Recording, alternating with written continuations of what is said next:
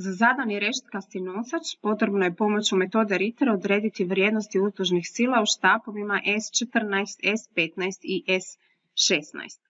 Kako promatramo zadani presjek, zaključivo je da ćemo birati desnu stranu od samog presjeka, zato što je puno jednostavnije odrediti rezultantu. Možemo birati i sa druge strane, međutim položaj rezultanta će biti na potpuno istom mjestu, jer bez obzira na koju stranu birali, uvijek se mora dogoditi da su rezultante sa iste strane.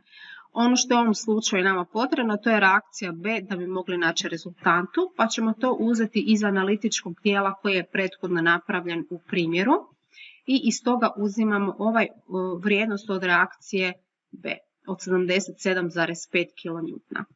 Kada smo sada izdefinirali kolike su reakcije, reakcija B nam je 77,5, na nju nanosimo silu od 50 kN, vodimo računa o pravilu da nanosimo silu jednu na drugu, odnosno u ovom slučaju jednu pored druge da bi lakše vidjeli samu raspodjelu i postupak nanošenja jedne na drugu silu. I sada idemo od početka prve prema kraju zadnje, neovisno se tome koliko imate sila, da bi odredili rezultantu R. Rezultanta R je sada jedina sila koja se uzima i od koje u stvari sada sve dalje računamo. Ono što je također bitno napomenuti, to je da će se u ovom slučaju rezultanta sila R nalaziti na potpuno istom pravcu na kojem su i obje sile od 50 i reakcija B, te samim tim u svakom sljedećem prikazu imamo samo prikaz te rezultante od 27,5 kN. Idemo sada na traženje sile S14. Kada tražimo silu S14, ono što je bitno je da tražimo prvo Ritterovu točku.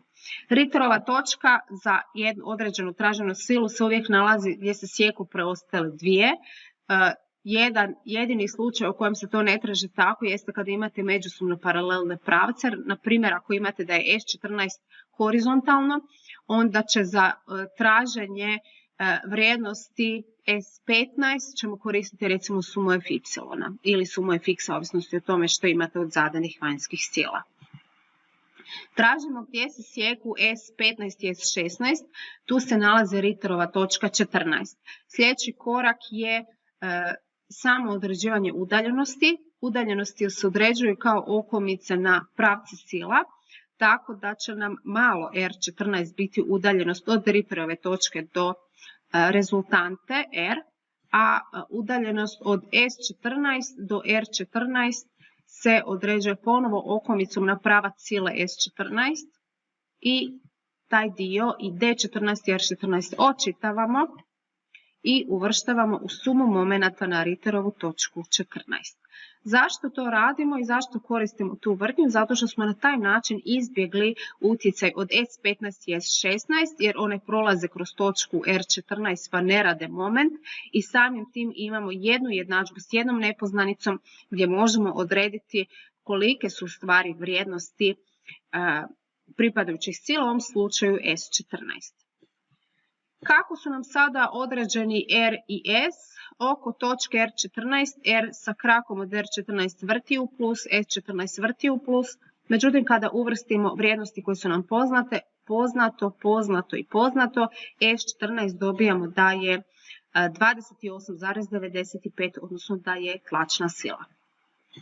Kod izračuna S15 ponovo imamo nacrtan položaj rezultante.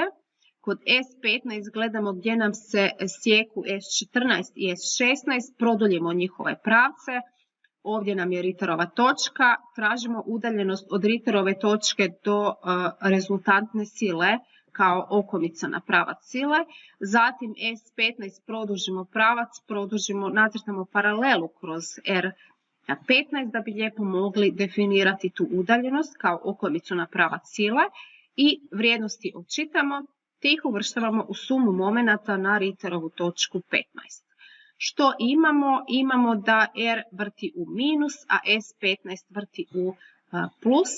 Uvrštavanjem poznatih vrijednosti od R, R15 i D15 dobijamo S15 koja je 33 kN. Kako su ovo pretpostavke vlačnih sila ili idu iz čvorova prema van, Tako smo ovdje sada potvrdili da je sila u vlaku. Sljedeće je S16, ovo je položaj rezultante. Ritterova točka za S16 se nalazi gdje se sjeku preostale dvije, gdje se sjeku S14 i S15, tako da se tu nalazi Ritterova točka R16.